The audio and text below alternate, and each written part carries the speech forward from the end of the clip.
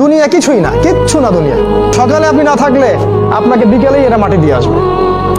চোখ বন্ধ করে চিন্তা করবেন রাত্রেবেলা আপনি পৃথিবীতে নাই, আপনার স্ত্রী, আপনার সন্তান, আপনার প্রতিষ্ঠান, আপনার সংগঠন, আপনার সবকিছু কি থেমে আছে না চলছে? সব চলবে ভাই, কেউ থেমে থাকবে না, শুধু আমরাই থাকবো না। অতএব আমাদের কবরের চিন্তা আমাদেরকে করতে হবে।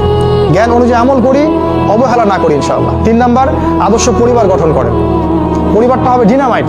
রাষ্ট্র বিশ্ব কই যায় যাক, আপনার পরিবার যেন ইসলামের আদর্শের উপর থাকে। কু আনফুসাকুম ওয়া আহলিকুম নার। নিজে বাঁচো জাহান্নামের আগুন থেকে, পরিবারকে বাঁচাও। আপনার ছেলের ব্যাপারে সচেতন হন, মেয়ের ব্যাপারে সচেতন হন, স্ত্রীর ব্যাপারে সচেতন হন। আপনার পরিবার, আপনার রক্তের সম্পর্ক, আত্মীয়দের মাঝে আপনি দিনের প্রচারটা করেন। তাইকে জাহান্নামে যায় যাক, ওটার পরের চিন্তা আপনার, ওটা চিন্তা আপনার করতে হবে না। এখন আপনি আপনার পরিবারের দিকে ফোকাস করেন। যদি আপনি পরিবারকে ইসলামিক আদর্শে গড়তে না পারেন বা অবহেলা করেন, অবশ্যই আপনাকে এর জন্য আল্লাহ পাক জবাবদিহি করেন।